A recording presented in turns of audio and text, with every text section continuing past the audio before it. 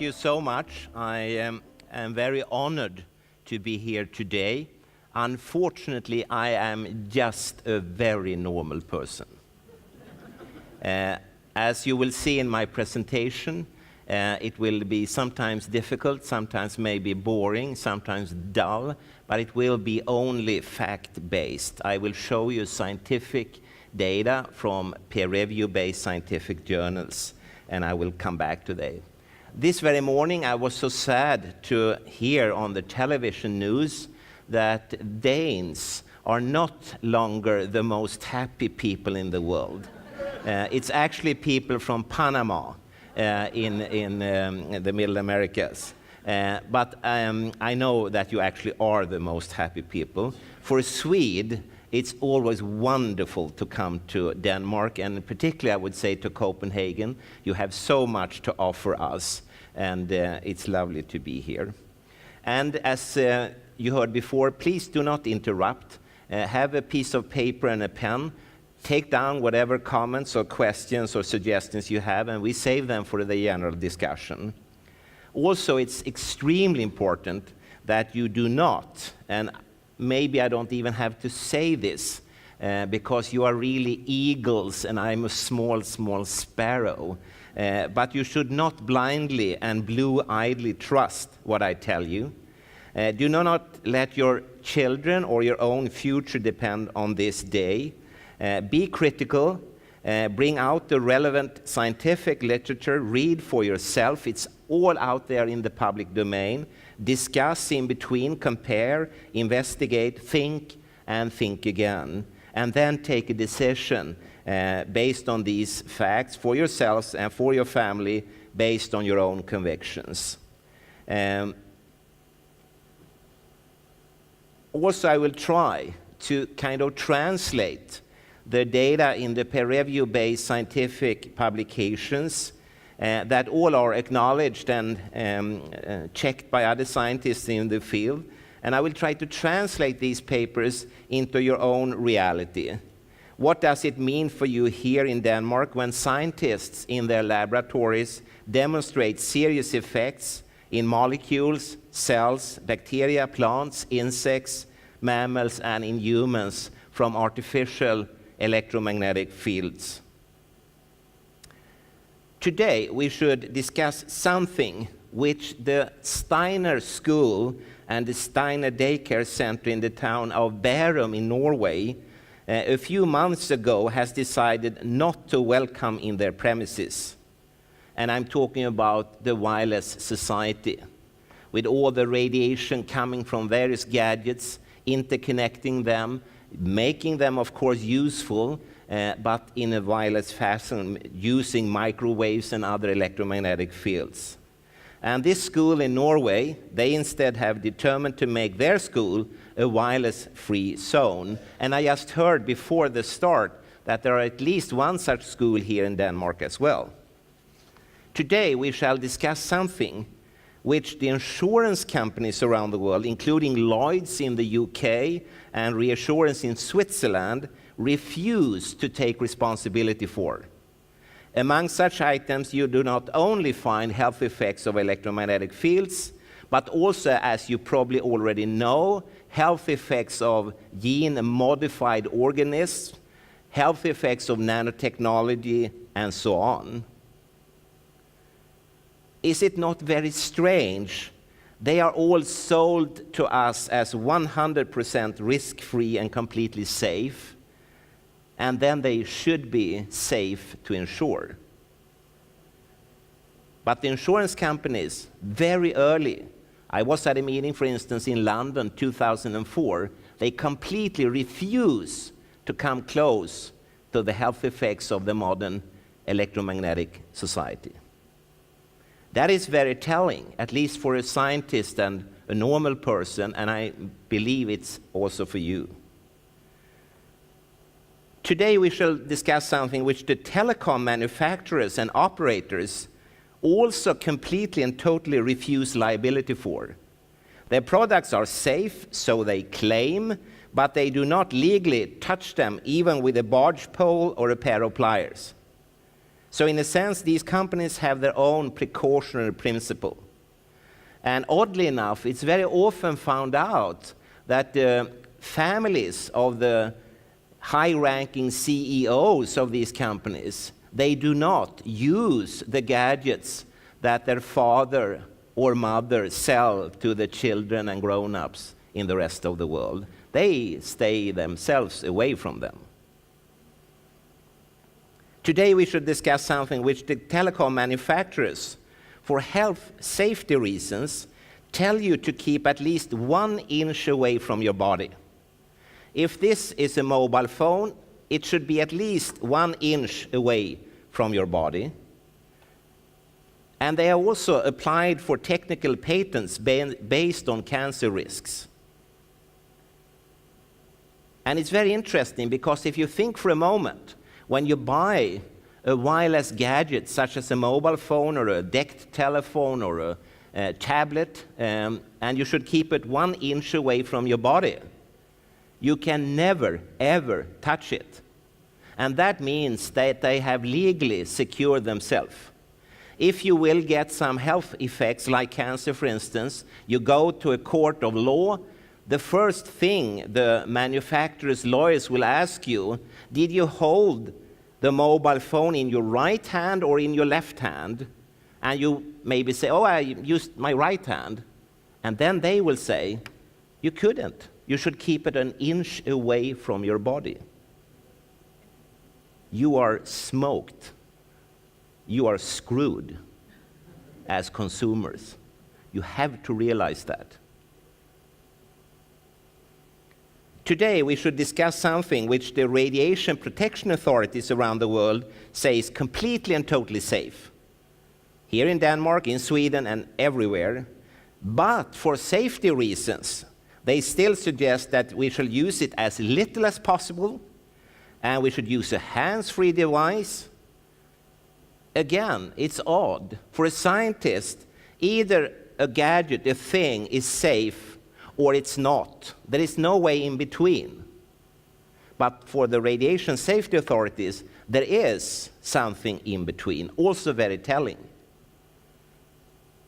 We should discuss today something which the radiation protection authorities around the world says, and I quote, it gives off very weak radiation, in spite of the fact that a single mobile phone to your head has a magnetic field equal to lifting several electric train engines to your head. In Sweden, electric train engines are the highest exposure factors in occupational issues. And no one would like to sleep next to an electric train engine, but you do.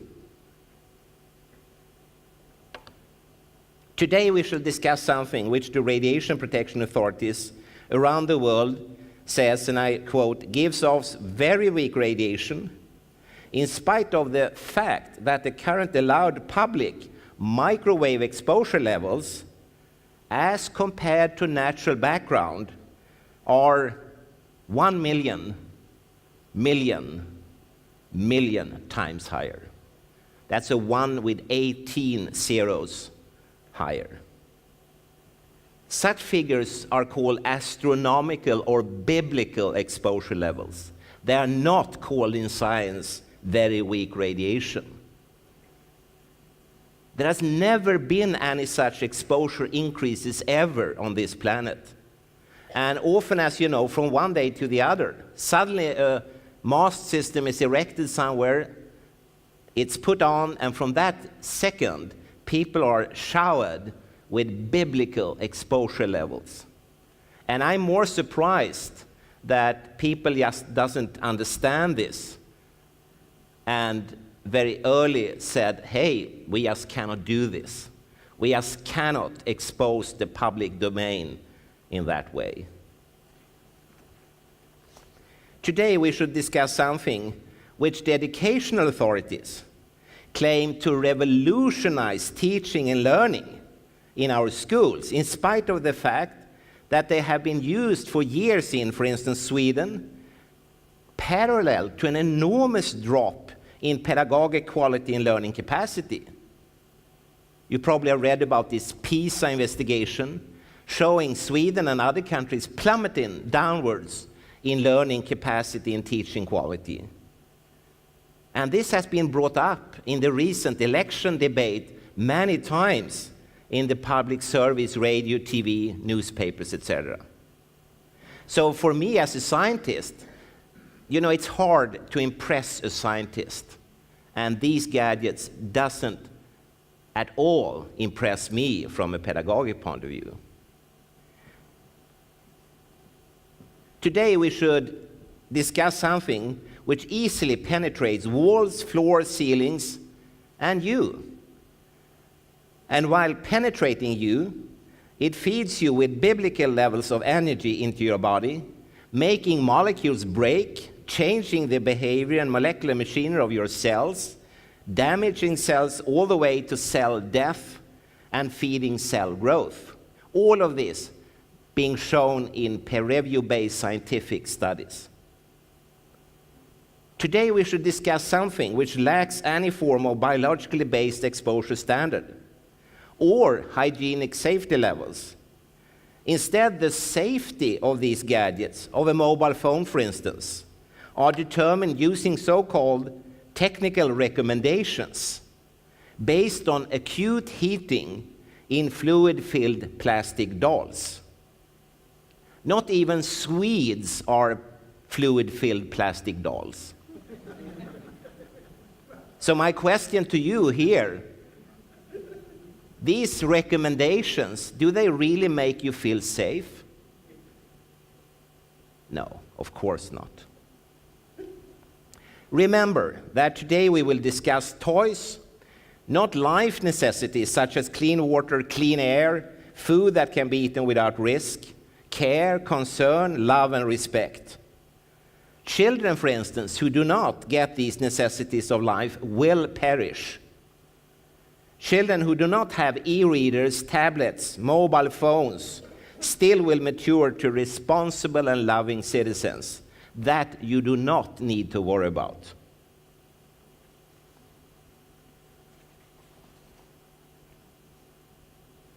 I'm very impressed that you have these kind of open mind conferences. As I say, I'm a normal person, and I work at a place called the Karolinska Institutet, where we are pretty normal, all of us, you know. And that means that we have pretty closed minds. For instance, health effects of electromagnetic fields just doesn't exist at all. All fields and rays are said to be safe, but one thing you very quickly find out, and I have found it out the very, very, very hard way, is that it's very unsafe and unwise to try to investigate these artificial radiations from all these gadgets, such as tablets, wireless internet, mobile phones, computer screens, power lines, baby monitors, and PlayStations. Then your career will just go down the drain. So I tell you, don't even think about entering this field. It will cost too much.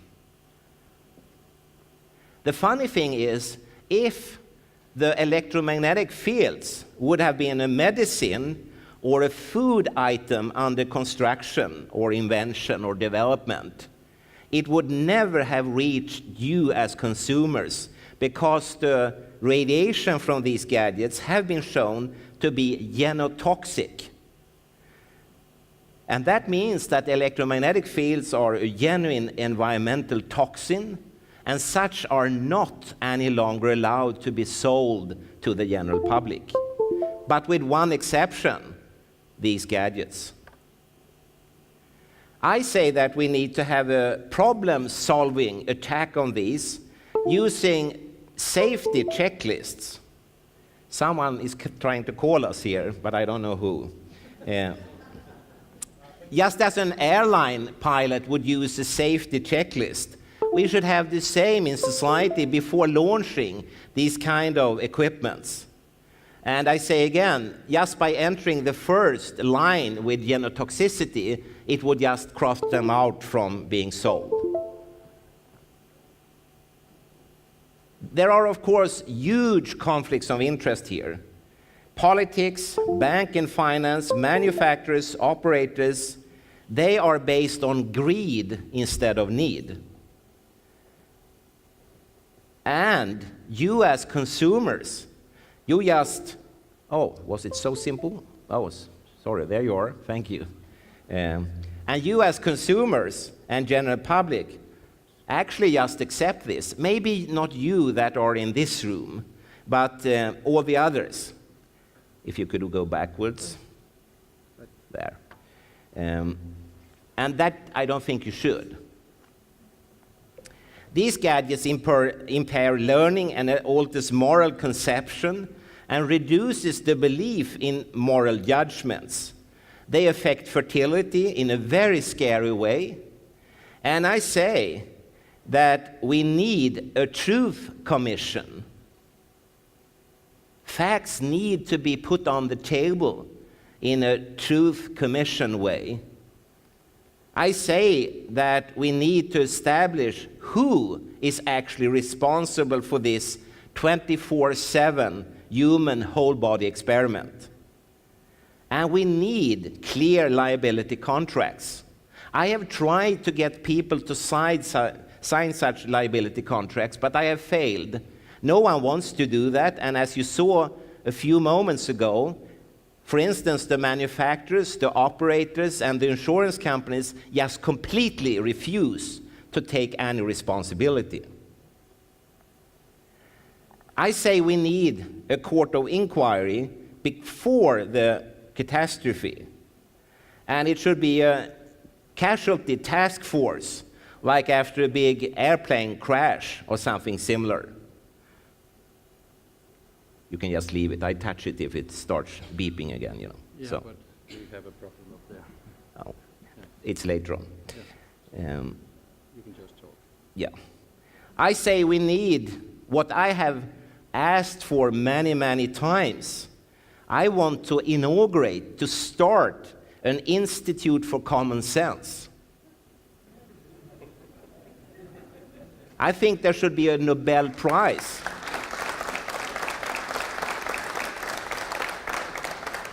I think there should be a Nobel Prize in common sense.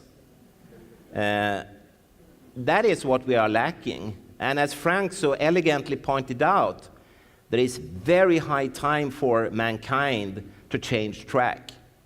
We're heading towards a number of big issues. We are watching them on television, but honestly, are we really doing very much about it? No.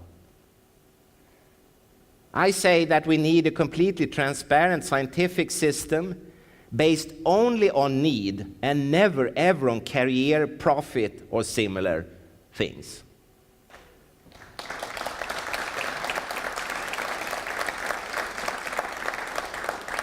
You know, I come from a governmental authority called the Karolinska Institutet. It's very famous for handing out the Nobel Prize in Medicine or Physiology. And it's paid for by the state. That means the taxpayers. And I think that can never, ever be misunderstood. People like you have employed me for their needs, not because I should do any particular career or anything like that. And I think we need to change it. I say we must have a moratorium now. As you can see, when you sit out there, I'm old. I will soon be gone. No one will remember me after a few years. But please, remember to act today. You have to act. Not only regarding health effects of electromagnetic fields, but all these other pending issues. Gene-modified organisms, global warming, nanotechnology, the Human Brain Project, and so on. They are bad, they are evil, there is just no need for it at all. It's just what we need is common sense.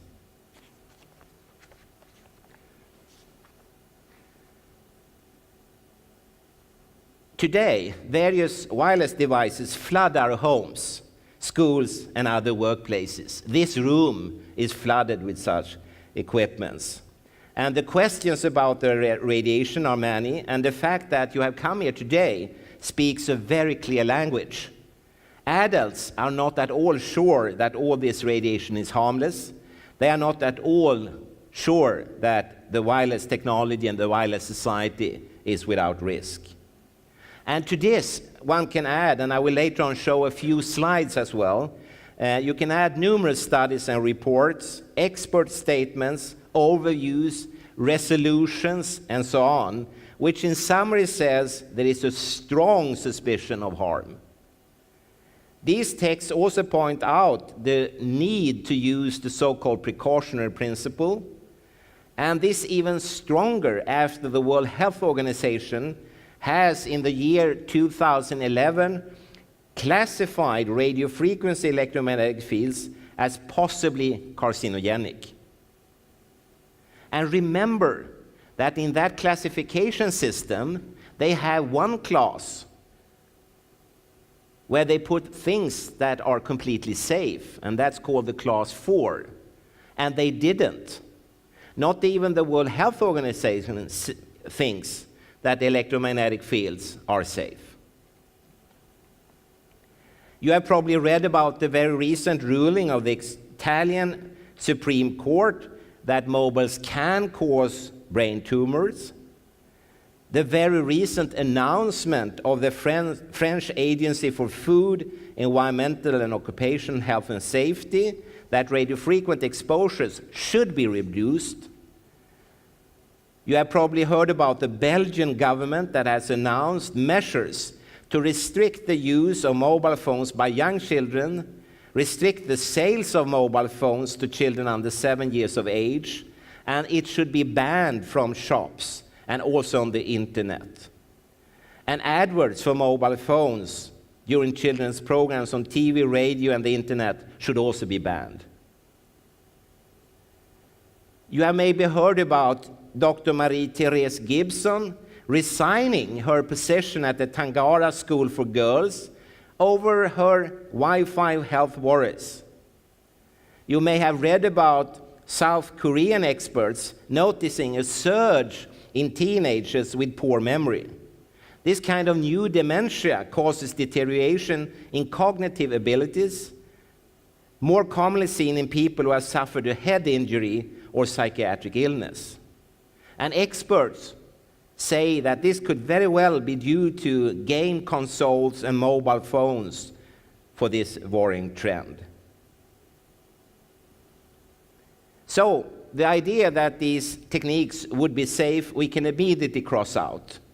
The question is rather, how big is the risk, and what do we accept regarding costs in terms of healthcare, disability, and premature death?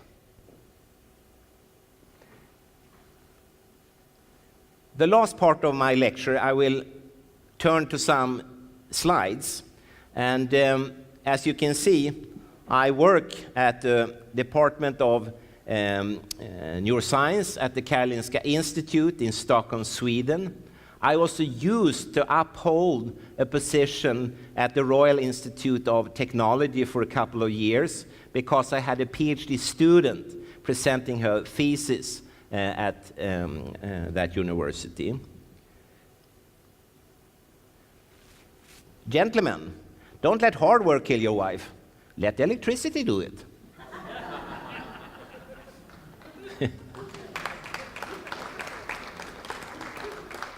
This is a very interesting slide because it immediately divides the audience into people having a normal sense of humor and people having a more twisted, sick sense of humor.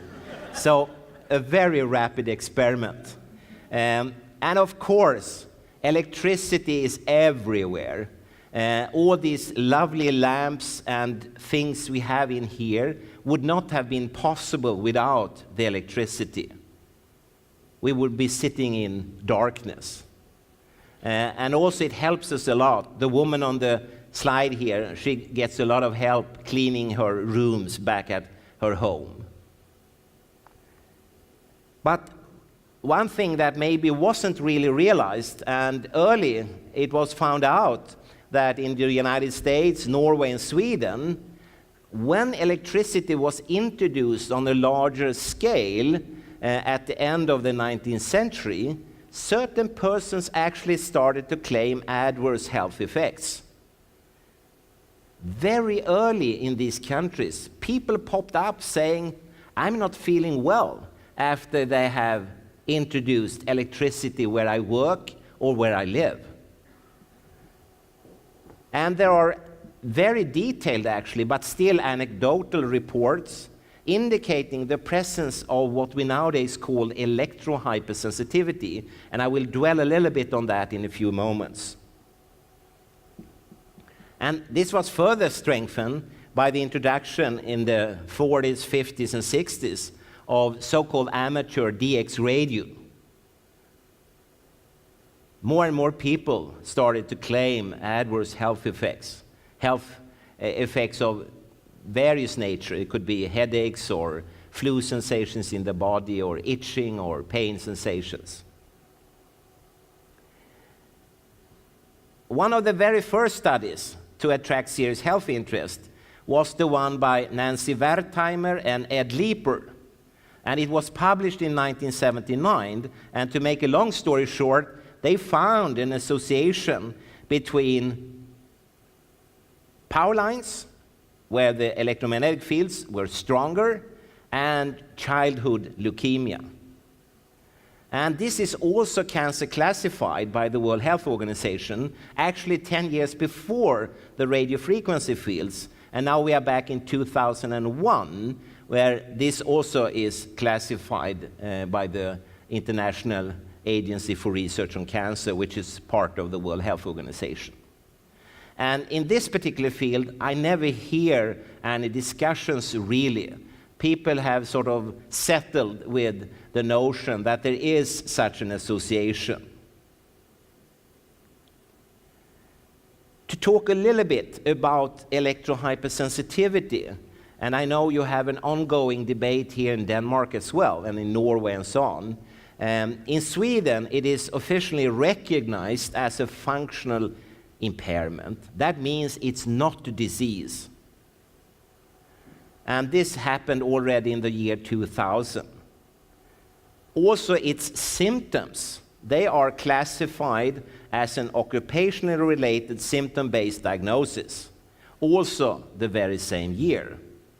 And this is very interesting, because having been recognized by the Swedish government as a functional impairment, that means that they have the same status in all countries having signed the documents from the United Nations.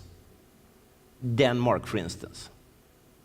So people with the electrohypersensitivity are functionally impaired. And if this is a new term for you, it used to be called disabled, and before that, handicapped. But these two terms have been changed into the more modern functional impairment. And the definition of functional impairment is a little bit like when I go to Denmark, with all due respect, I sometimes find it very hard to understand Danish. And that means that I will be functionally impaired. Thus, every human being on this planet, during his or her life, will many, many times be functionally impaired. Not to knowing Danish is not a disease. It's just an impairment. And for that, I need assistance, and I would like to extend a great thank you to all you lovely people who has helped me yesterday and today, and hopefully tomorrow too, so I will get back to Sweden.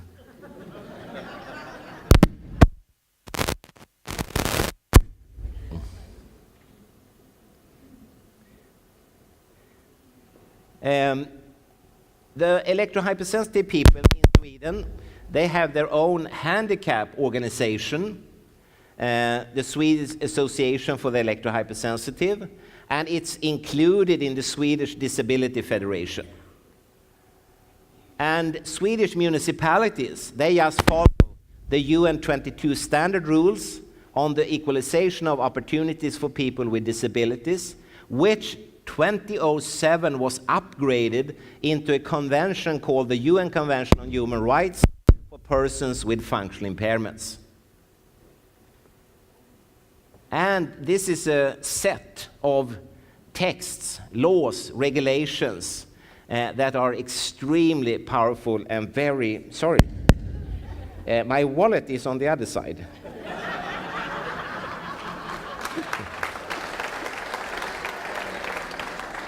Is it all right? Yeah, sorry. It just contains Swedish money, by the way. So. And this convention is extremely powerful because this is the highest legal level on this planet. You can never go above a UN convention, and it regulates our everyday life in all the UN countries, and most countries are members of the United Nations. And actually, these texts are also extremely intelligent and very simple. And it says people with functional impairments, like electrohypersensitivity, are entitled to have an equal life in a society based on equality. That's all. But just watching recently a program about your Danish queen, I realized, no, you don't have any equality in Denmark. Her yearly income is somewhat higher than yours. So you have to work on it a little bit, but you will get there eventually. And to achieve this, the most important principle is the one about complete accessibility. And that means that every public domain must be fully accessible. And this room, for instance, for a person with electrohypersensitivity is not accessible. It's too much in here. So we all need to file a complaint to the United Nations. Because even if you are not electrohypersensitive, even if you are not functionally impaired, we are obliged to always report such complaints to the UN. So go home, write, and send. In Sweden, as in most other countries, impairments are viewed from the point of the environment. No human being is in itself impaired. There are instead shortcomings in the environment that cause the impairment.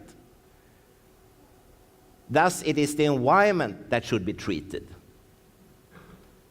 And for people with electrohypersensitivity, such treatments of the environment could be, for instance, shielding, removal, distance, etc.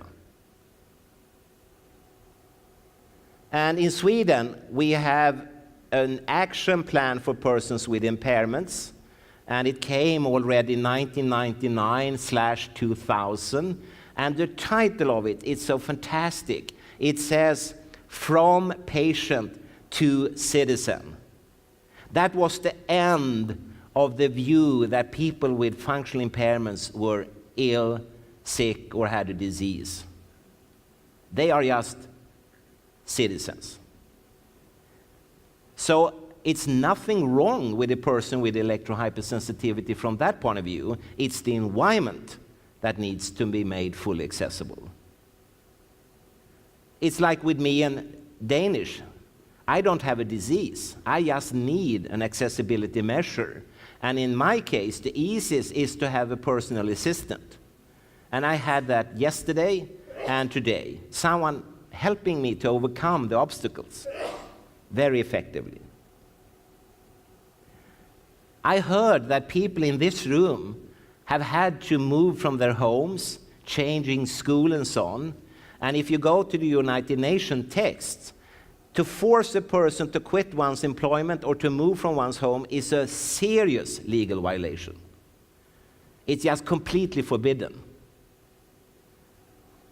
And the same goes for children. You are not allowed to discriminate them from their educational rights. Never. Their environment should just be fixed, organized, made accessible. But again, I hear that sometimes authorities, municipalities and so on doesn't really understand this. And then you should file a complaint. Don't be silent, always file a complaint. You can take the back side of a cardboard box and a pencil and write and put a stamp on and send. That's enough. Just do it. Don't sit and swallow, just do it. So, in essence, persons with a functional impairment electrohypersensitivity shall just enjoy their human rights. Nothing more, nothing less. I have often asked people if they are prepared to give up even a small, tiny part of their human rights. No one has said yes to that. Not even people from the telecom industry, or the power line industry, or any other industrial event. No bank person or finance expert or politician says, oh yeah, I could give up a small part of that. But many of them think that at least people with electrohypersensitivity should do it, but don't. Because, just think for a moment, if your loved ones had electrohypersensitivity, what would you then want from your country? Do not ask what you can do for your country, ask instead what your country can do for you. Because that's what the United Nations texts are telling you. Let that sink in. You are so valuable. You are so important. No one is more important than the other. No one is more valuable than the other. But you are so valuable and so important. Feel that. When you go out in society, be proud. Well, I will quickly run through a few slides. I don't want to keep you glued to your seats too long, but I will just show you a few examples of the kind of research that I've been talking about. And we could start here. This is from the 1980s. You were not even born then. But then we were active, we were doing experiments, and we were investigating persons with electrohypersensitivity. At that time, it was called in Swedish bildskärmsskada, in English screen dermatitis. People sitting in front of computer screens of the old cathode ray tubes, they got skin problems, skin irritations, redness, papules, pustules, and so on. And we took skin biopsies and looked in the microscope using different staining technologies which can reveal cell types and or molecular subtypes. And in this case, we have stained for the presence of a cell type called the dendritic cells. And what you see here is the uppermost part of the skin, called epidermis in English, överhud in Swedish. And below this epidermis, you see the rest called dermis, or in Swedish, läderhud. And in the basal part here, you see these dendritic cells, but also down in the dermis. And the thing is that the person with electrohypersensitivity has a dramatic increase of these cells. There is so very many of them there. And I remember, at that time, you have to remember, we were complete amateurs. And I remember I had this photograph on paper on a table, and a colleague entered the room and said, you are looking on patients with strong immune reactions. How do you know that? I said. Oh, that you can see here.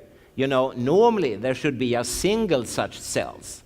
There is an enormous activation of the immune system. And you know, the immune system, it's the outermost portion of yourself towards the environment.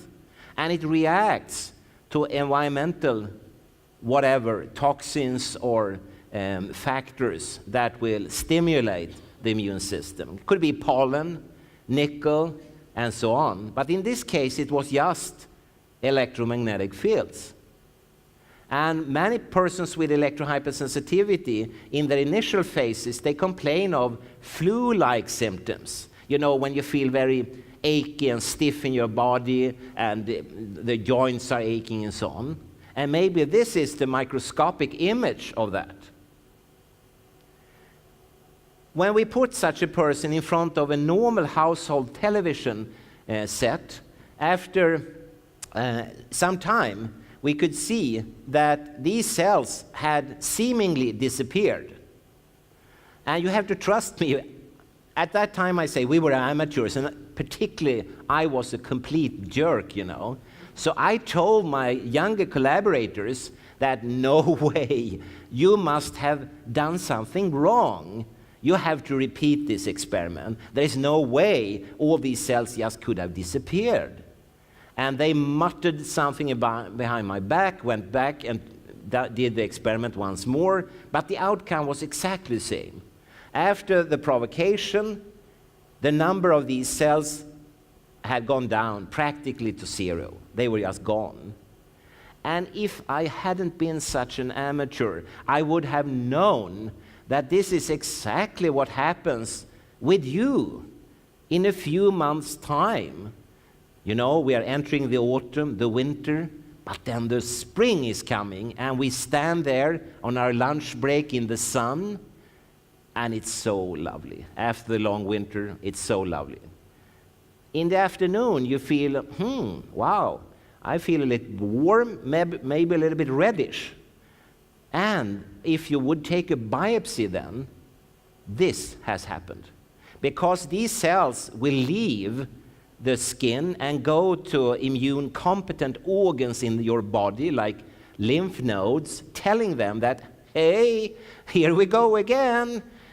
The person is out on the stairs, exposing himself or herself to a very dangerous radiation source, namely the sun.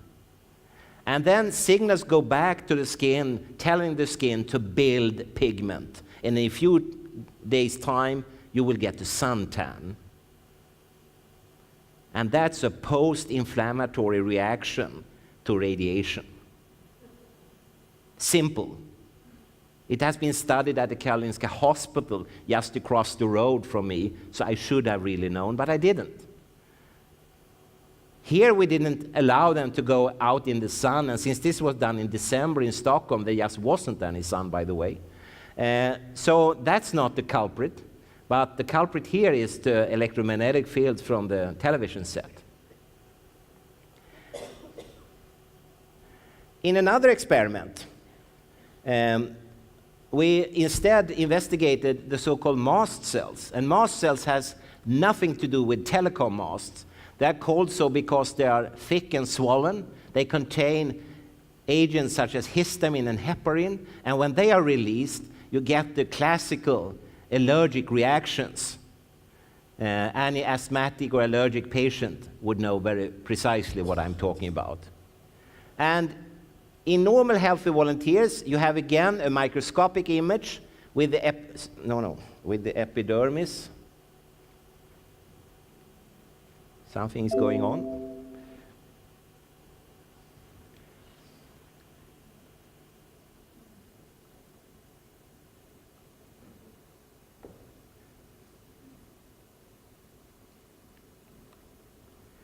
See if we can come back there.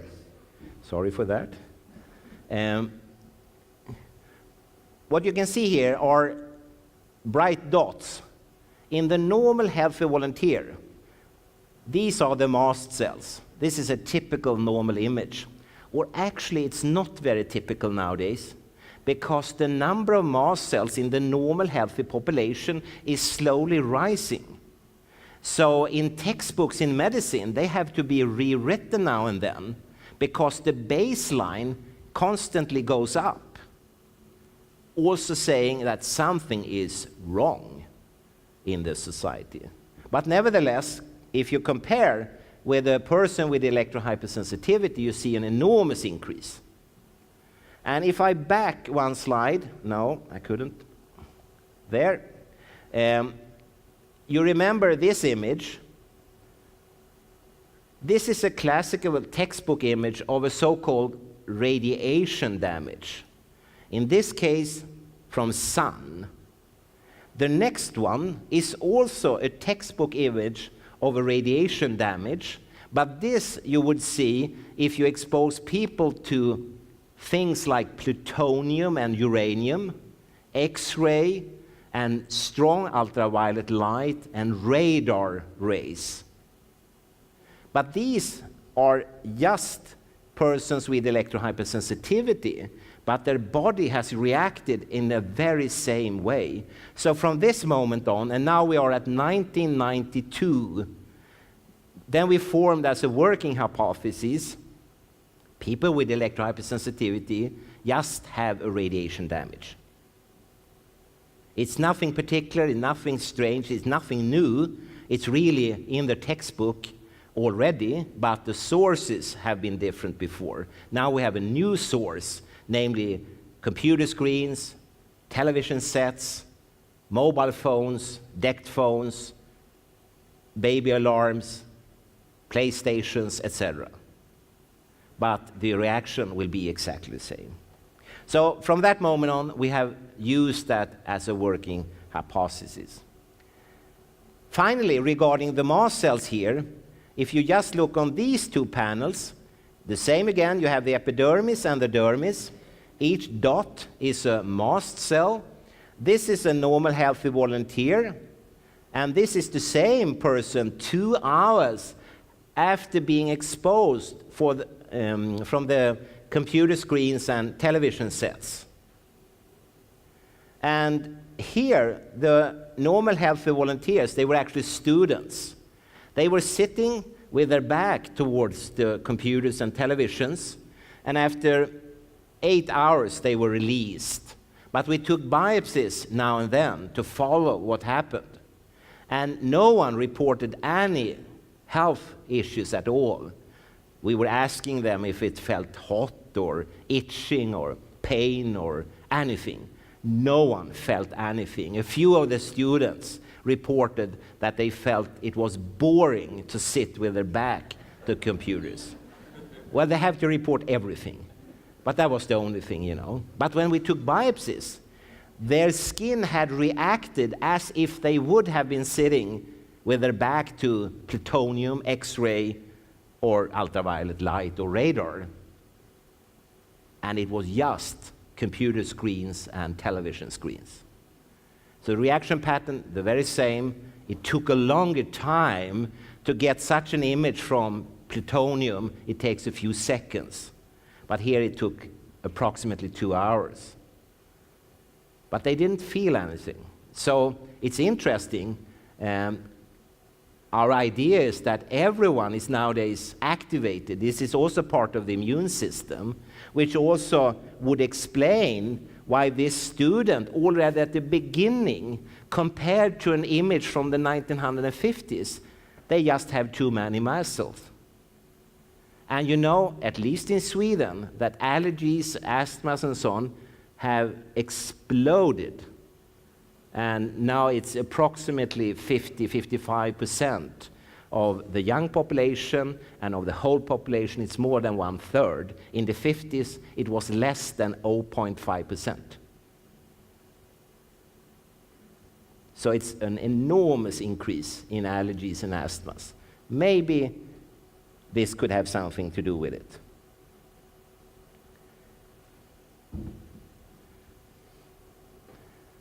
Other scientists have also shown that, for instance, lymphocytes, a cell type that is also part of the immune system, in parallel get comparable responses both in healthy volunteers and in hypersensitive donors.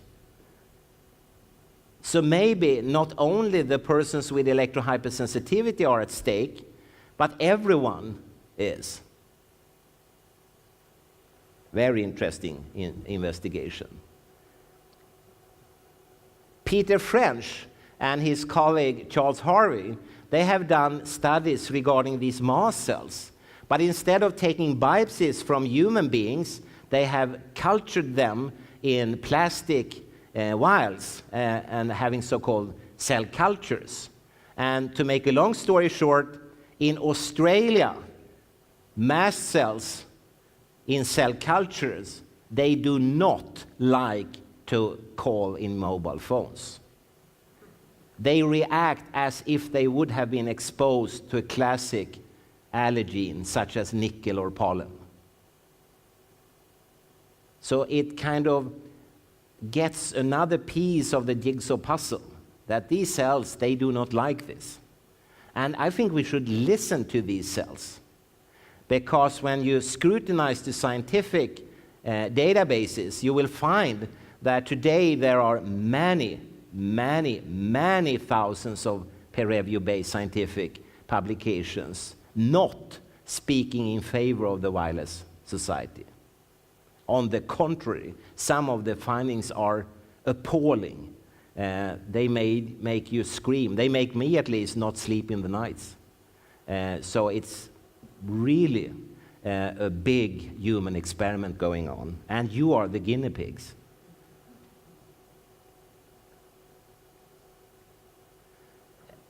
A colleague to me, Hajime Kimata, he's a clinical dermatologist. He has made some extremely interesting observations, because he took allergic patients and exposed their allergy rashes to mobile phone radiation, and then they got worse. And he could also see that not only did the mobile phone radiation enhance allergen-induced wheal responses, but he could also follow this in blood tests regarding the release of such markers as substance P and vasoactive intestinal polypeptide. So patients with an allergy, they do get worse when they are exposed to this kind of radiation. I got very enthusiastic about this, and I remember I called him and talked with him over the phone and said, hey, you just have to come here to the Karolinska Institute. There are so many studies we must do. This is extremely important to pursue. But he said he just couldn't. His boss didn't allow him to leave Japan and his clinical position and so on. He had his family, etc. And I was, of course, sad about that. But at the same time, I was happy because we didn't have any money. So I don't know why he should have come at all. It's so very, very difficult to get money to do these kind of studies, which in a way is also telling. It looks as if someone has said that you can investigate over there these things, but not these issues, which I find scaring, I would say. Of course, when we talk about human beings, they may be influenced by other factors. We have talked about electromagnetic fields, allergy, light sensitivity. There could be chemical factors. But then you have the whole psychological piece of this cake regarding this person's personality, so-called coping phenomena. Maybe he or she doesn't like her boss, or the work task is too stressful, or the machine is jamming all the time, or something is not good. And that we have to understand and always have in our so-called controlled studies. And when we talk about persons with electrohypersensitivity, as you know, the explanations or the explanatory models from the very beginning was that no, there are no such effects from electromagnetic fields. These persons just imagine that they get harm from computer screens. And it's possibly because they are women. They have postmenopausal problems. It's hard to cope with their new life. The children has left their home. The husband has a new mistress, and they don't feel happy any longer. But then there were men starting to come. So then one said, no, sorry, we didn't mean that. We meant it's the persons with a low education, because they do not understand all these new machines, and they get stressed. And then they believe they have an electrohypersensitivity. And then there came lawyers, professors, high-ranking military officers, high-ranking CEOs in the industry, film stars, rock stars, and so on.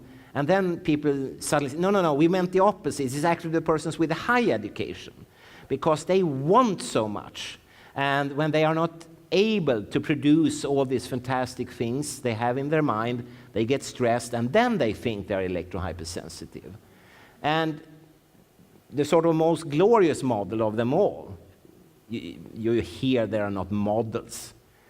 This is just superstition. This has nothing to do with the dull, boring science, It's so easy to investigate this. But one model that was very interesting was that it's a mass media-driven psychosis.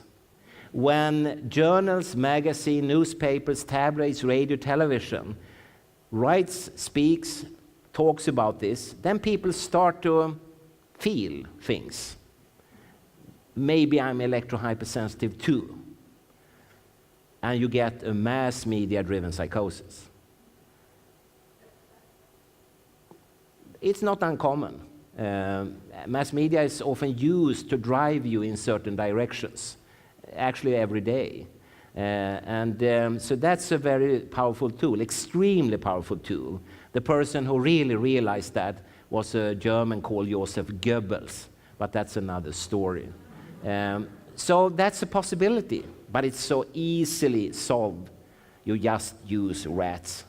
Rats do not read newspapers, they do not listen to radio, they do not watch television, and still, in controlled experiments, they are badly harmed of human-produced electromagnetic fields at exposure levels that you are sitting in right now. And they don't have any postmenopausal problems with mistresses and children and so on, They are not educated. They are super smart. You can never beat these guys, If you don't have what I have back home, and it's not my wife, I'm thinking about our 5 cats. They beat them. The wireless society, and particularly mobile phones and such gadgets, has been an extremely sweet piece of candy for Sweden.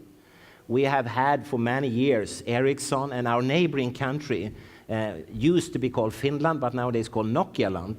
They have had Nokia Consumer Electronics with all its subdivisions, and it has produced an enormous wealth for Sweden and Finland.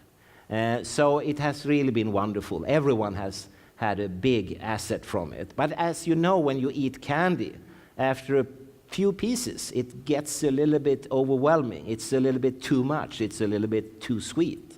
And that was exactly what happened in Sweden too. Very early, guys like this one, already in 1995, had written a number of debate articles asking simple questions such as, how dangerous are the mobile phones actually?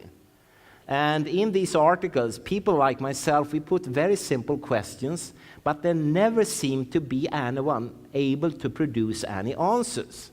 And one of my favorite questions, which I've sent to the Swedish government, is, please, I know you say it's safe, so can you please send the documentation showing it is safe? So far, I have received nothing. After all these years, all these letters to all these ministers, to all these persons, I have received nothing. And Jesus Christ, they are employed by us. It's a really transparent democratic system. They have to send all the documentation, but they just don't have it. And as the famous ABBA song, they just take a chance on us. They hope it's safe. And if it's not, they have probably retired by the time when the shit hits the fan, And in 1983, and you see time is flying, I say again, you were not even born then, I coined an expression that other scientists have used a lot. I said that this is the largest full-scale experiment ever. What happens when we, 24 hours around the clock, wherever we are, allow ourselves and our children to be used as guinea pigs, whole body irradiated for the rest of our lives. And I repeated it, 1985, 89, 92, and now it's 2014.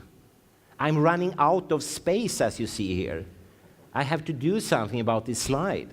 For each year added, the space is decreasing.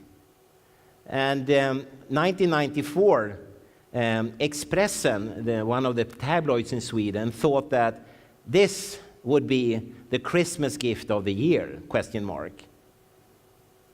But no way. I mean, to give a child such a very strong radiation emitter, it's not very wise at all. Others point to the radiation protection authorities. This is from Norway, and it says in Norwegian, Strålevernet har sviktet. The radiation protection authority has not done their job properly. And very often it seems as if these authorities protect the radiation instead of the citizens, which is completely in contrast to what they should do and what we believe they are doing. And in Sweden, I don't know for Norway and Denmark, but in Sweden, the Radiation Protection Authority has been infested by representatives from the telecom industry. That is not the way it should be. But they just do it openly. They don't even try to hide it. They do publications together. But they shouldn't. These authorities should stand free from the sectors of the industry they are supposed to control. But in Sweden they are not. And I hear similar things happening in other parts of the world. In other places, and this is from the Northern Ireland, people, they are more aggressive than Scandinavians. So here they just took down one of these huge masts. They got pissed and said, no more. You should not radiate our children any longer.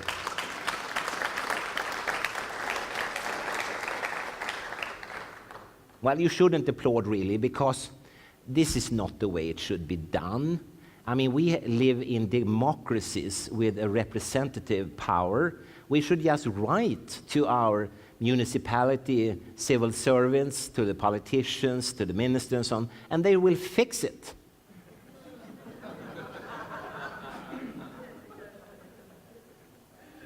Or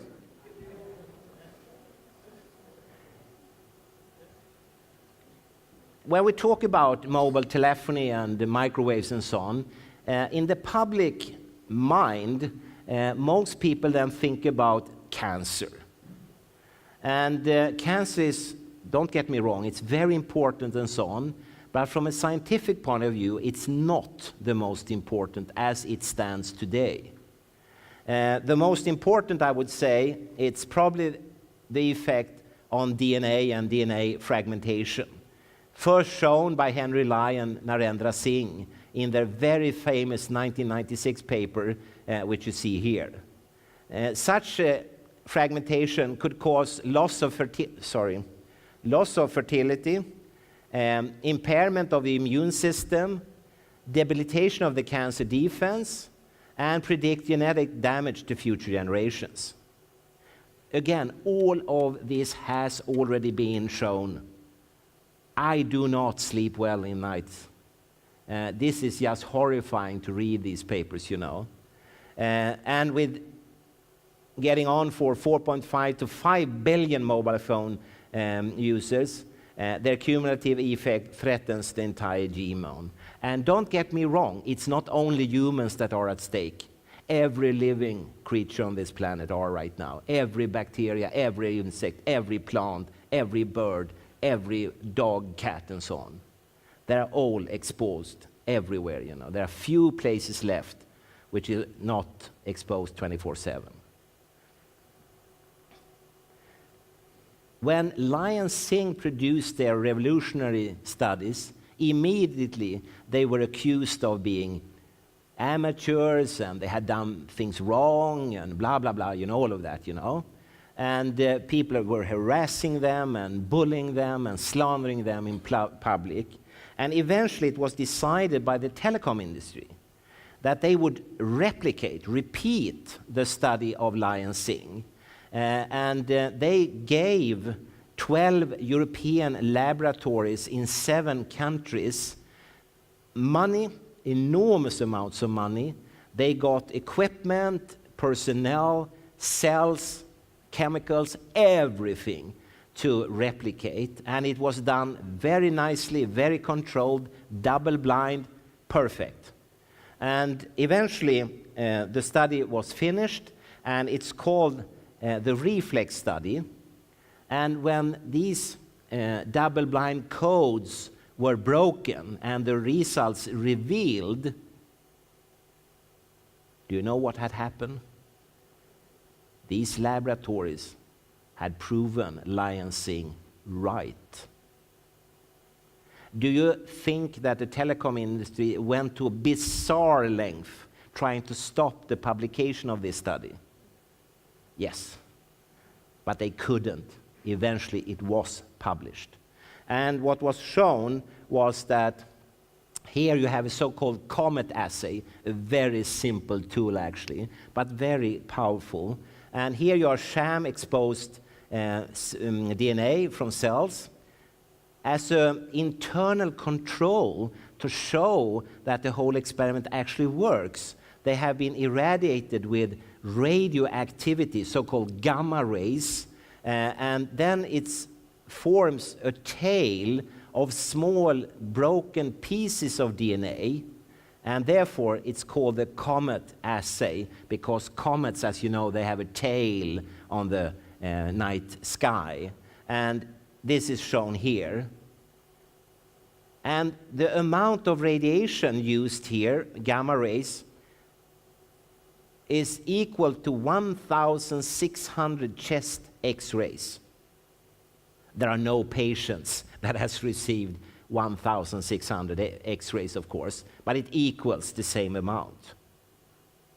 But look, 24-hour mobile phone radiation at an exposure level which is below the recommendation. The official recommendation is 2 watts per kilogram. Produces exactly the same type of tail as 1,600 X-ray examinations. I can understand why the telecom industry went to such bizarre length to stop it. But they couldn't. And then I also understand that their very intelligent lawyers said, we will fix that. Just write in the thick book you get when you buy a phone that you have to keep it away 1 inch from your body. The moment they touch it, they are screwed. So they solved the problem that way. So I think it will be hard to legally provoke them into a corner, but people are trying, very much so still.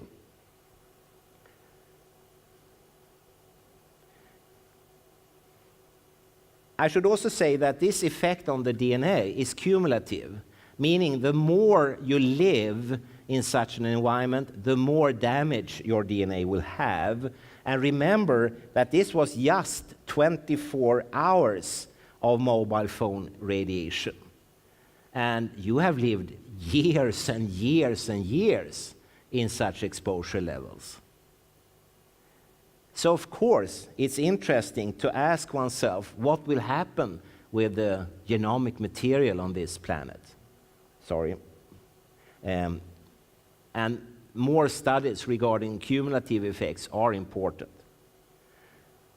One thing you should also remember is that I mentioned that the official guideline or recommendation is 2 watts per kilogram, but most studies that are showing effects, they are below, or very much below, or extremely much below this. So this 2 watts per kilogram value is not protecting you at all. And that was found out very early by scientists like myself, that it's just a technical recommendation and nothing else. And here you can see, for instance, the effects on DNA, but also other effects on eating, drinking, calcium, fluxes, the EEG, the electric activity of the brain, and so on. There are so many papers. And if you would like to read a short summary of approximately 4,000 papers, I recommend you to go to the Bioinitiative report, which is on the internet. It's just 4,000 papers. If it should be safe to use these gadgets, all these scientific papers must be wrong. That has never happened in science. The probability for these papers to be wrong is just zero. There is no such probability.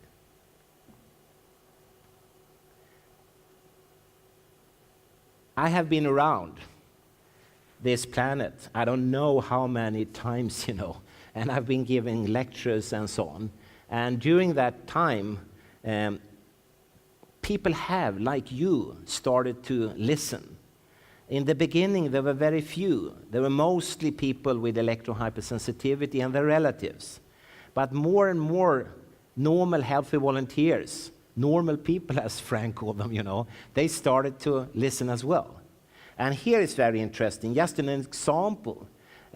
We were invited in Italy to a municipality called Benevento, and the city of Benevento, who gave all the money to hold the meeting with, 30, 40, 50 scientists, and the top scientists. And this was in February in 2006.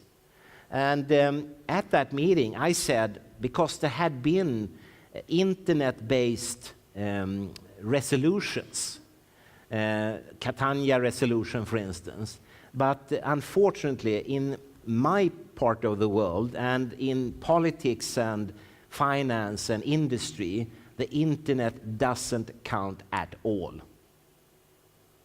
If you write anything there, you can just flush it down the toilet. It's simpler and faster.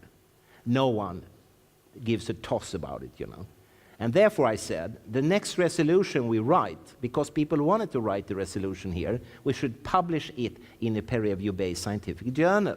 Then it will be read. And scientists said, no journal would publish such a text. And I said, no, you're wrong. They will.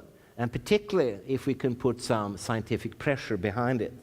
And we wrote the Benevento resolution. It is published in a scientific journal, and there are a lot of bullet points, and one of them says that arguments that weak electromagnetic fields cannot affect biological systems do not represent the current spectrum of scientific opinion. We said that we need to adopt a framework of guidelines for public and occupational exposure, and it should reflect the precautionary principle. Better to be safe than sorry. We said that we must inform the population of the potential risks. I must stop there, because sometimes I get really angry, I must say. Very non-Swedish way of behavior I have sometimes. And here I always get frustrated, because where I work, the Karolinska Institutet, it's a governmental authorities, and it has three main aims. It should do research, it should teach students to become doctors, dentists, ophthalmologists, and so on. And the third is to be part of the society, informing the society, taking part of discussions, being in television, radio, in newspapers, and so on. And I have been a lot. And it has been a very interesting journey, but the backside is that I often hear, not directly in my face, but behind my back, that colleagues to me say, Olle Johansson is not a real scientist because he talks with the general public.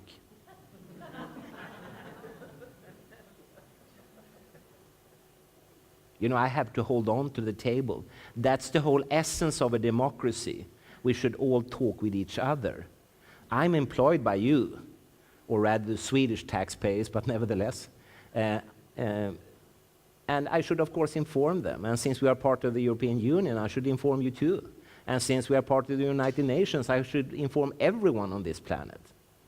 There I get a little bit angry when I think about that. But we should inform the population. We should limit cell phone use and cordless phone use by young children and teenagers, and ban telecom companies from marketing to them. And as I mentioned before, like in Belgium, they have taken this to their heart and really tried to decrease this marketing. At that meeting in Benevento, 2006, another thing came up. I said that, there are a lot of official reports from radiation protection authorities and so on, but they are very skewed. They have filtered away the important studies and based their assumptions on the non-important or non-interesting studies. We should do our own compilation of the science. And people felt very enthusiastic about it, but it boiled down to we had to do it ourselves. And we then started out, and we could only work for 9 months. We didn't have a single dollar, nothing. We had to do it in our free time, in weekends, evenings, and after 9 months, myself and others said, no, we cannot go on any longer. We must do other things in our life, you know. But we had by then compiled approximately 600 pages and 2,000 scientific reports, which formed the Bi-Initiative report. And it boils down to the title, A Rationale for a Biologically Based Public Exposure Standard for Electromagnetic Fields in the ELF and RF range. And I'm sitting here at the restaurant in Stockholm at the Karolinska Institutet. And you probably see that this is a Nobel laureate sitting there on a painting. And here's me, and this is Cindy Sage, the secretary of the Bi-Initiative report. You know, when you produce 600 pages, you don't think anyone will read it. But people did. And one group that really read it was the European Parliament. And they used it the year after. This was presented August 31st, 2007. And the year after, September 4, the European Parliament voted 522 to 16 to recommend tighter safety standards for cell phones. And they said that the limits on exposure to electromagnetic fields, which have been set for the general public, are obsolete. And if there's someone here from the English-speaking part of the world, you know that the word obsolete is extremely strong. So they just said, these recommendations we just cannot have. And they also said that they were greatly concerned at the Bi-Initiative International Report concerning electromagnetic fields, and which points to its conclusions to the health risk posed by emissions from, as you can see, all types of gadgets, not only mobile telephony, but Wi-Fi, WiMAX, Bluetooth, DECT, landline telephones, blah, blah, all of it, you know. So they included all these gadgets together. What happened then? Well, that was also interesting. The telecom industry said, this is good. This is a very good idea. But this group of scientists cannot do this new compilation. We, the telecom industry, will do it instead.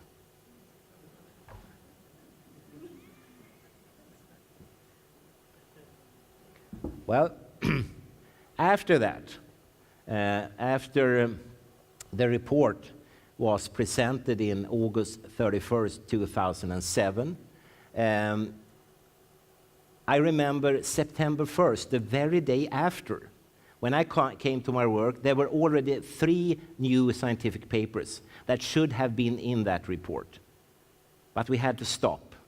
And I will just quickly show you that after that, scientists have shown that use of cell phones decrease the semen quality in men, by decreasing the sperm count, motility, viability, and normal morphology. And as you know, in Europe, for instance, all countries, the quality of male sperm cells are going like this. Maybe this is one of the factors behind that reduction in quality. Another study from Greece pointed to that if we wait generation after generation, it will end in complete, irreversible infertility. If we translate that to Denmark, that will mean, with this time scale, that in around 150 to 200 years' time, Danes can no longer produce Danish babies because of something we did this year, or actually some years before this year. And then it's very late to say, oh, sorry, we must turn it off. We will call back to 2014. It's just too late, you know. If you expose pregnant women and their babies, then it turns out that the babies' hearts get stressed. And that you can see by viewing heart rate, fetal and neonatal heart rate, which is increased, and the cardiac output, which is decreased, meaning that their hearts go faster but more shallow. And I usually ask parents, do you want your babies to be cardiacally stressed? And no mother and father says, yes, that's what we would like to have. Finally, you also see that plants, in this case tomato plants, when they are exposed, and in this case to base station radiation, the kind of radiation you sit in right now, their cells strongly reacts. And Alain Vion, one of the scientists behind this, he said to me that it was as if they would have crushed these plants with a hammer. The cells started to secrete damage sequence molecules such as calmodulin. If you crush a plant, it will send such molecules. And they didn't touch them. They just allowed them to be irradiated from base station mobile telephony exposure, and they reacted in the very same way.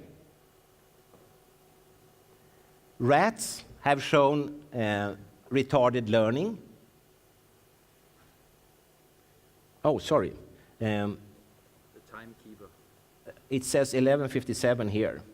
Yeah, but this is the countdown. Oh, sorry, very good. Sorry. No, that's perfect. What the service said 12:23. No, it's perfect.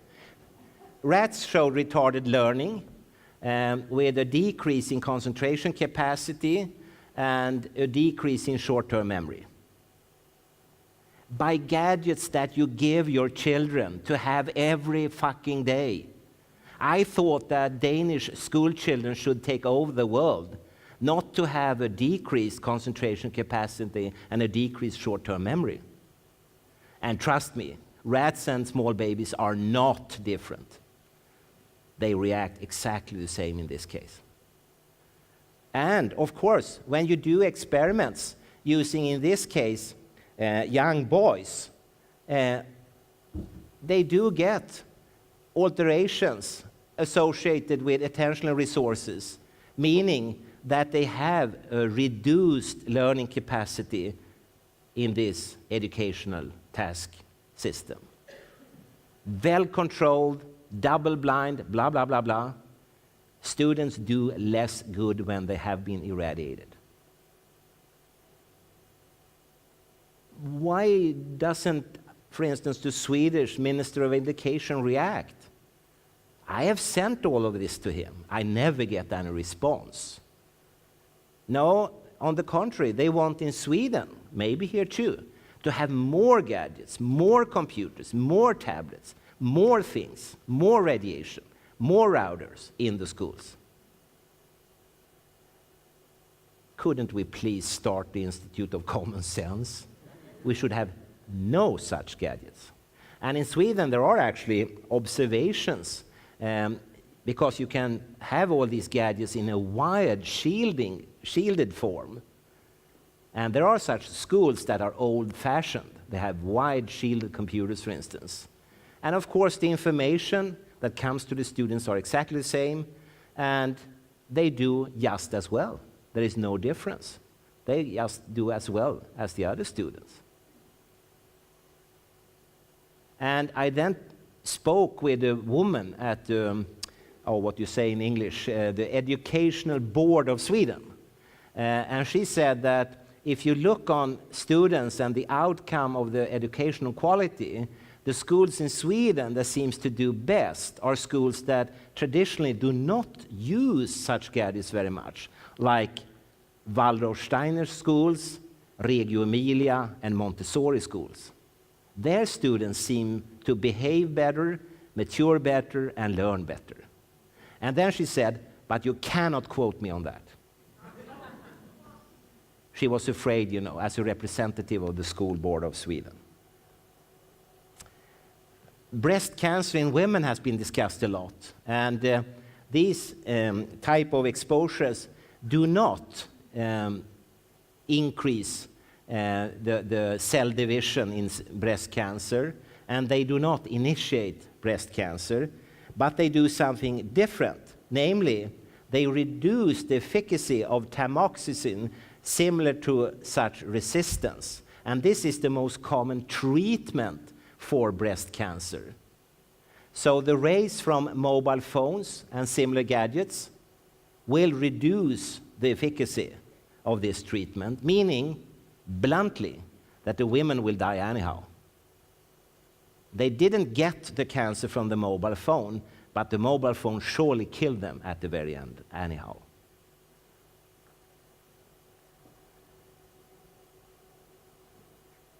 You know, after this Benevento meeting, we wrote a lot of different statements and resolutions and so on. The London one is one such in 2009, and we proposed that children under 16 should use mobile phones and cordless phones only for emergency calls. No Wi-Fi, WiMAX, or other forms of wireless networking are placed in homes, schools, or public areas. Of course, very few listen. But you know, I don't want to die feeling that I could have spoken out. I could have told them the truth. I could have taken responsibility.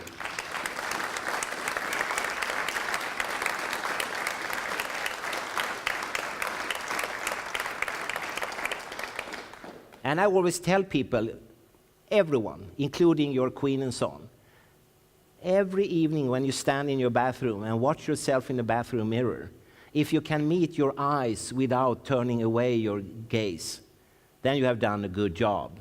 But if you feel ashamed, please go back and redo what you did. That's very important.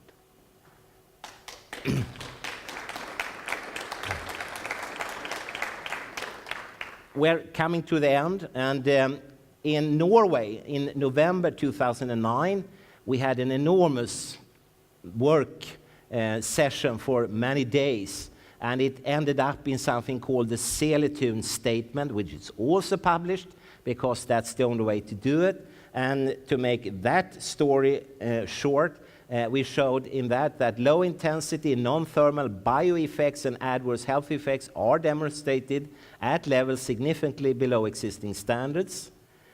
The public safety limits are inadequate and obsolete with respect to prolonged low-intensity exposure.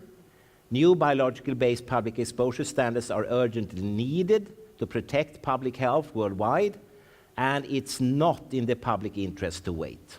We must do it now. Well, that was published, the Seletun Statement, in 2010 in an American journal.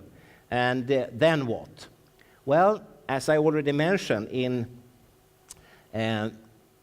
2011, first the Council of Europe said that we have to ban phones and wireless networks in schools. May 31st that year, the World Health Organization classified radio frequent electromagnetic fields as possibly carcinogenic. I said that the Italian Supreme Court ruled in favor of that mobile phones cause cancer in a patient. That was in October. And now we are in September 2014 in Copenhagen. Maybe the answer to all of the things I've said to you and all the things we have discussed is no more full-scale experimentation. Just think for a second.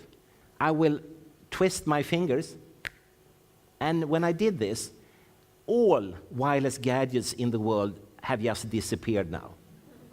They're just completely gone. Does that make any real difference?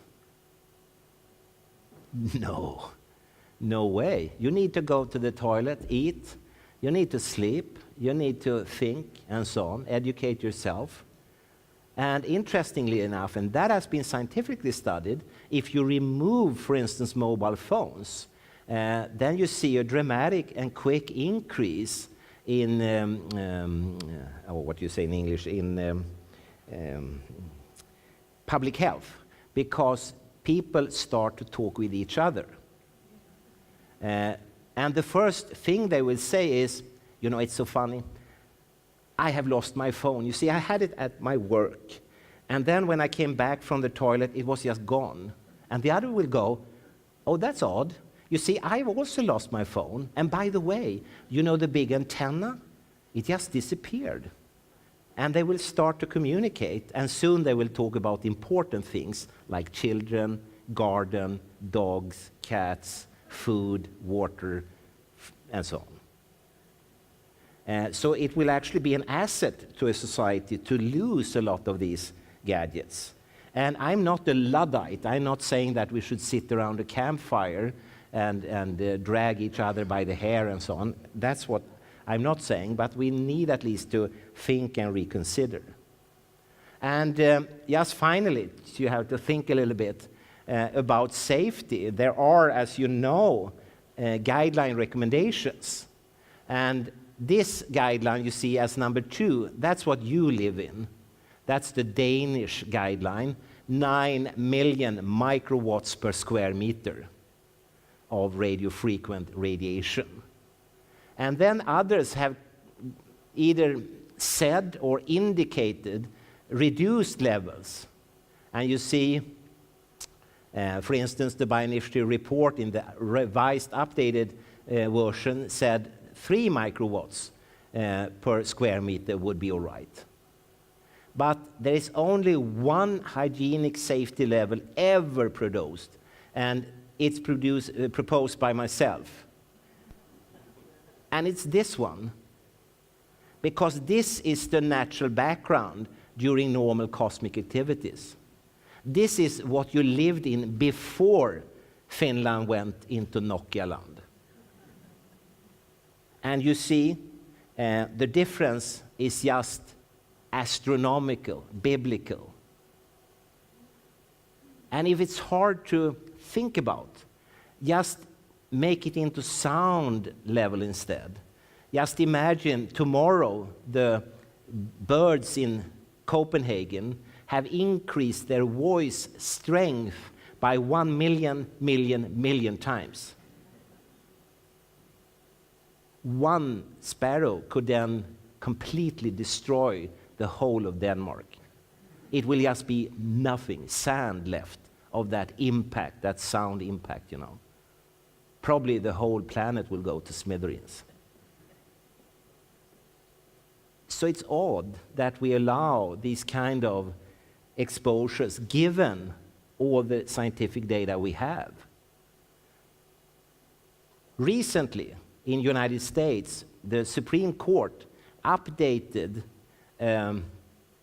decision regarding a widow to a smoker. She had been given $2.32 billion as compensation. But the Supreme Court said, no, it's too little. So she now gets $23 billion as a compensation because her husband died from smoking. When I talk with American lawyers, they say that the compensation sums regarding the microwave irradiation will be much larger.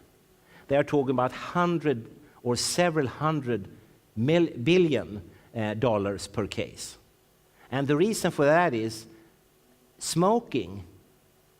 Initially, we didn't know very much about. No one understood that it was a cancer problem. But for microwave-based issues, we understood this already in the 40s and 50s.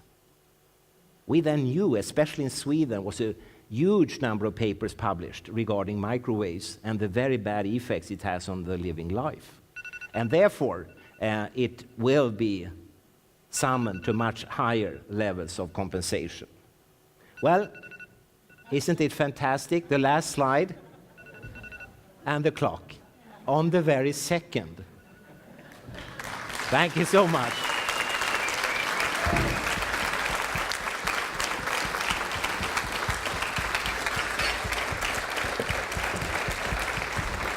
Thank you very much. Before we let you go, we have the EHA's representatives which would like to present you with an award. Oh, yes. So I would like to call them Oh. up on the stage, please. Oh.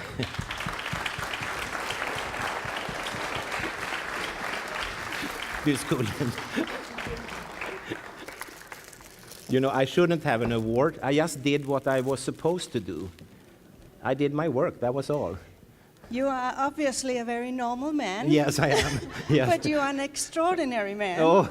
And I am representative of the electrosensitive people in Denmark, Yes. the EHS-foreningen. And we want to give you this award.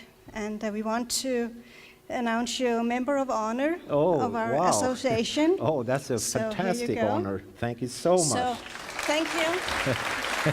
That it is.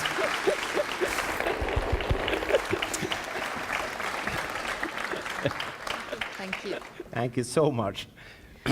Okay, now we're going to have about 15 minutes of question and answer session. I'm going to hand the microphone over to the ones who would like to ask questions.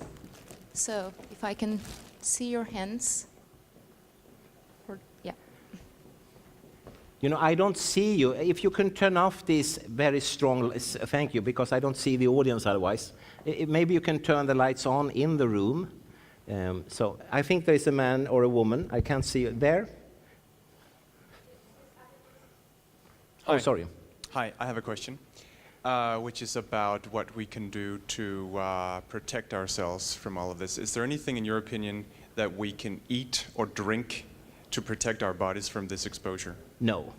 No? No. Okay. No. There is no way. And, you know, then we're also entering the wrong avenue, I would say, because we are talking about the public exposure, and we should not be forced to sort of wearing an armor, not on the outside, not on the inside. If it's harmful, which it evidently is, it should just be removed. And as I say, it doesn't mean anything. Your life will not change. It will be somewhat better because you will start to talk with your girlfriend or boyfriend again, you know. Thank you. Niels Harrit, Copenhagen. I have a question which goes really to the core of the scientific situation, and that is the why. Is there any understanding in the scientific community as to why there actually is an effect on biological systems by what you most have been talking about, microwaves, but you've been through the whole range of radio frequencies from 50 hertz in the power supply to the power lines, which is 500, 600 hertz. That means we're talking about a whole range of frequencies. And I always wondered, this is actually my field, the scientific field, interaction of electromagnetic radiation with materials. So what is the mechanism of interaction? Is this purely a heat effect of the microwaves, or why does the DNA actually fragment? Has anybody made any experiments in this respect? this is an extremely important and very good question. We have wanted to do a lot of mechanistic studies, but we have not been able to get the necessary money. But others have done so, and there are pieces, quite a few actually, that points in various directions, and there are various hypotheses, and scientists are right now trying to follow them, but it's too early to formulate any form of unifying theory. And we can spend hours and hours discussing that, because there are very many papers actually regarding effects on ionic channels, frequency-dependent effects, etc., etc., etc. And maybe, for instance, that pure sinus wave 50 Hz fields maybe doesn't interact with us at all, because when studies have been done, it has been done using, for instance, power sources, power lines, etc., which are infested by, for instance, high-frequency fields. And they have not subdivided the effects, so they don't really know. And from a sort of purely radiophysics point of view, maybe we doesn't pick up these 50 Hz fields. The wavelength of them is 6,000 kilometers, you know. So you need a very special antenna to pick them up. I have a suggestion, actually, because it came to my mind when these studies came out about the cancers in kids living under the power lines. Yeah. I wonder, how does this is low frequency, 700, 800 hertz. Why do they interact with the tissue? Yeah, and scientists have been asking the very same questions, and the only sort of detail which came out was that, if you remember, Nancy Wertheimer, she took her very old car and traveled through Denver, hundreds and hundreds and hundreds of miles, and looked at these addresses where the children were living. And then she noticed that the houses that were struck by childhood leukemia, that were at the so-called end points of, or end poles of the utility system, where the line turns around and goes back again. And later on, it was discovered that there were higher levels, but she didn't think at all about if there were electromagnetic disturbances in higher frequencies. So it's gradient rather than actually Could be, intensity. yeah, could be. But how interaction with the membrane potential? It's obvious, it's static, and it would react to low frequency fields. Yeah, but someone needs to really prove it as well at the scientific level, you know. Has this been done? No, not yet. Okay, thank you. But I mean, there are studies on their way, and it's very interesting to read all these studies, because they subdivide, as I said, into different tracks. And I have formulated, it's very private and very personal idea, that it kind of boils down to the unnecessary addition of energy. Exactly. Yeah, it's just so simple, you know. We feed all the living organisms with energy, and they do react. Yeah.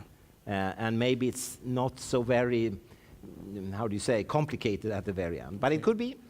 So, Appreciate it. yeah.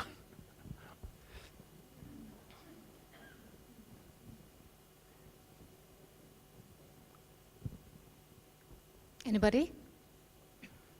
Yeah, you should take your Yes. chance. I will never come back, as you know. So yeah, I don't have time for that, you know. I have to take one place at the other, you know. So. My name is Sten Ingwersen. So my question is, has the industry, or is the industry doing anything in order to reduce the irradiation from each mobile phone? They are, but it has officially nothing to do with health effects. They want to save battery time, so the lower emissions, the longer the time of the battery, the less often you have to recharge it. So that's what they are doing. But still, you know, we are talking about, if you think about the skyscraper that has 1 million stories high, you know, and they are taking off a few thousand of them at the top. And from your point of view, being at the natural level, you cannot even see the top. It's so far away, you know.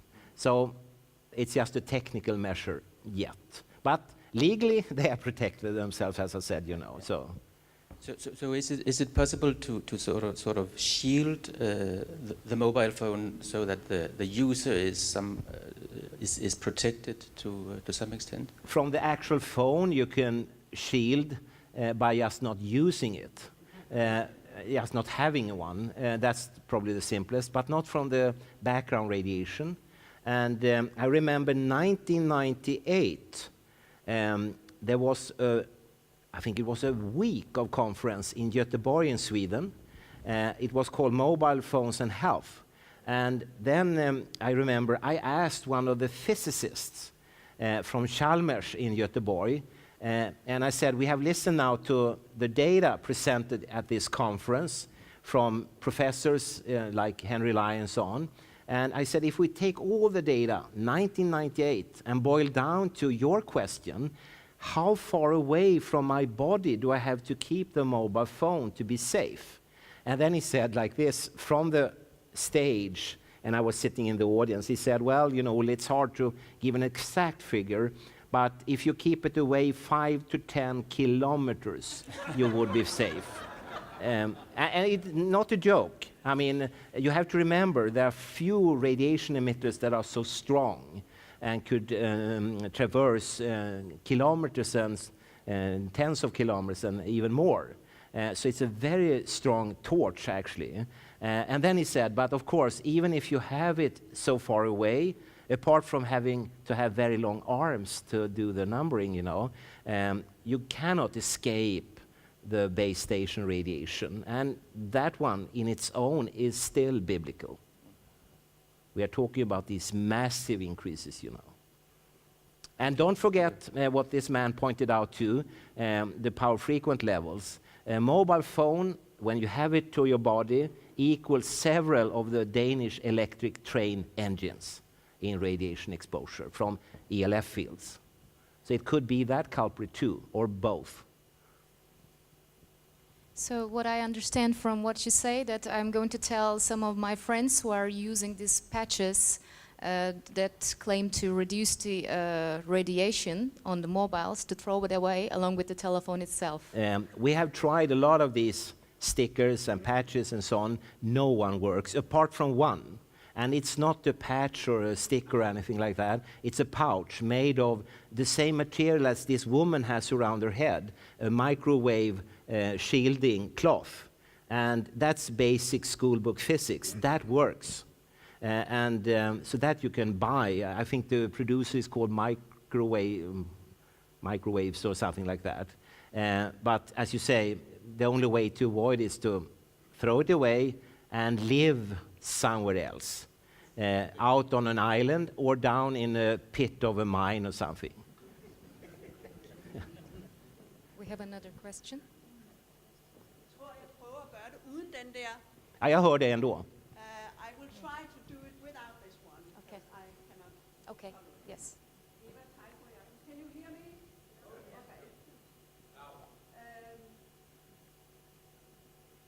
I will ask the why. You ask the why.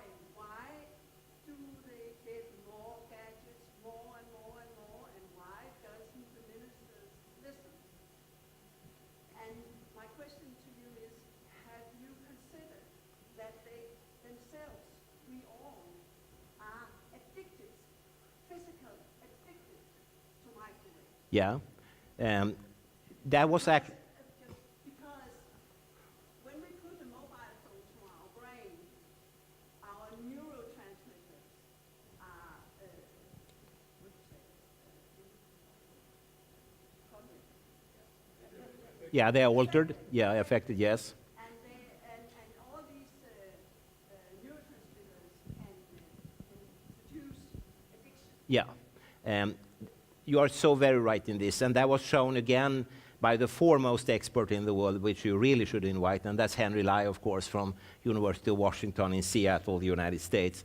And already in the 1980s, I think it was, he showed exactly what you say, that the transmitter molecules of the central nervous system, including the brain, are altered, and it's exactly those that are altered in phenomena of other types of addiction.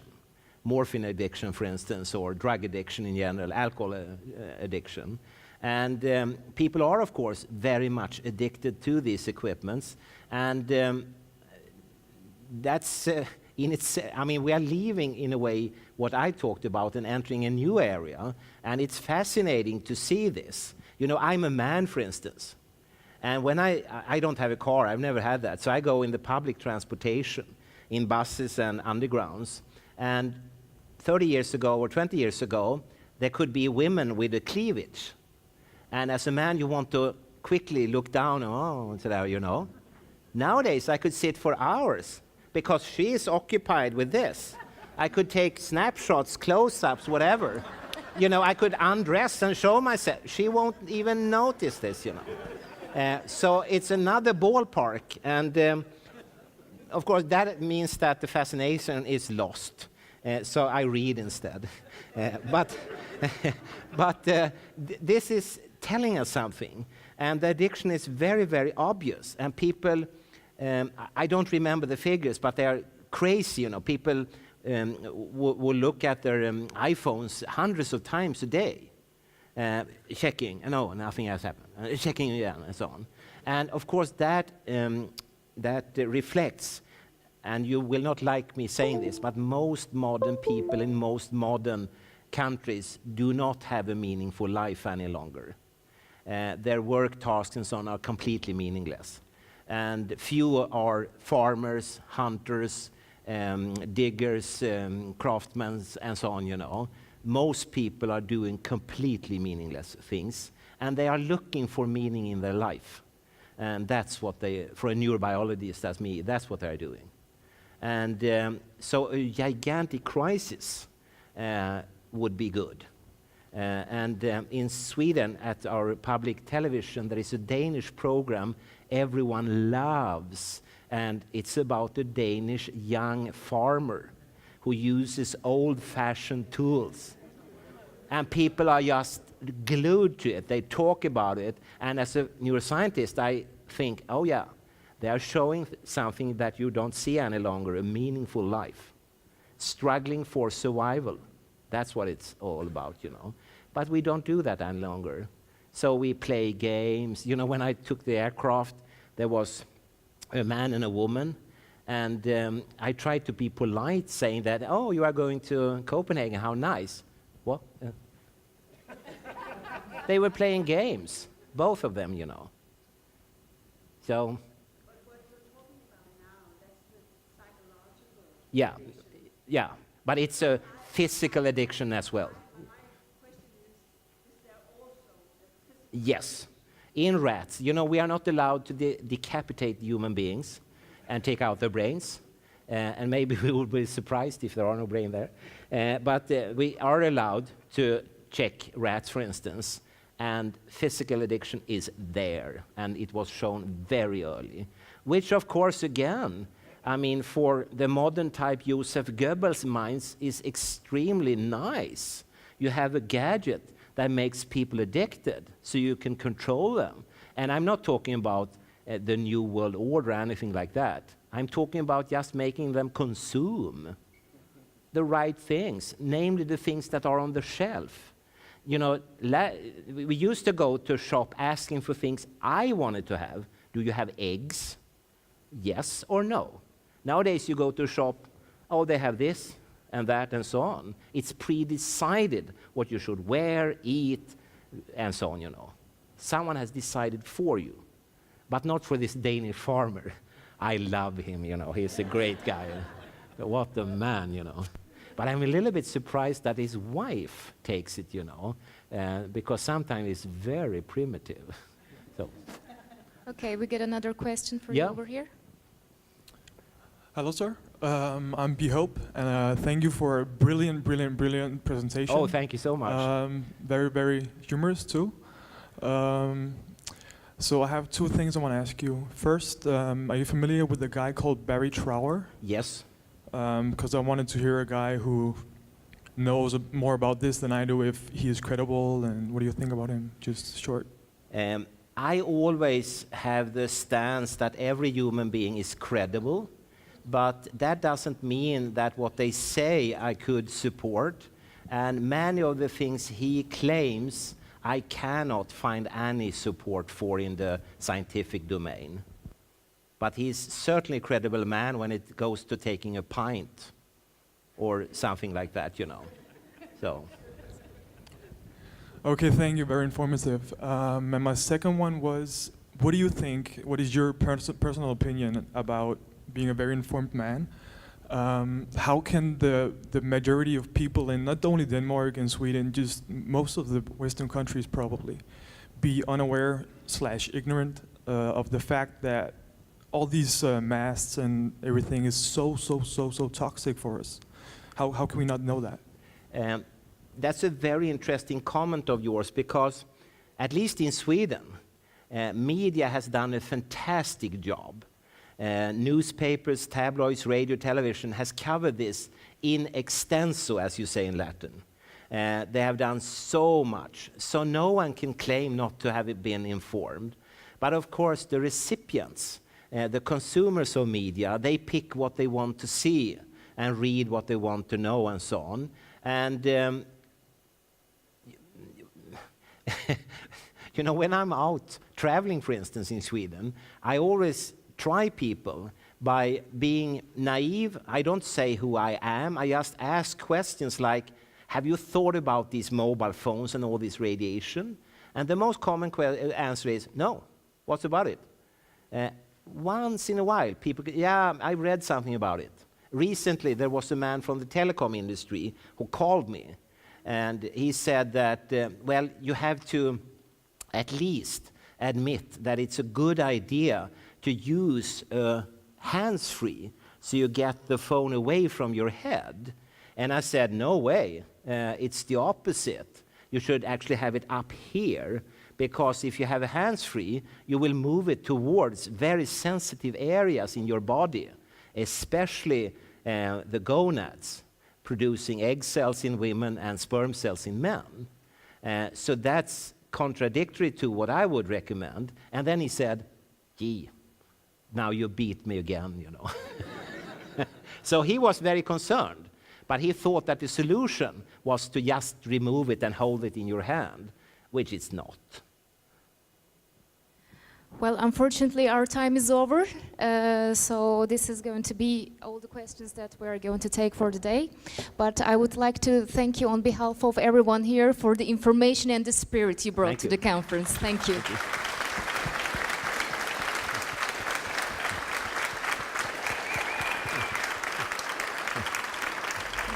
Thank you.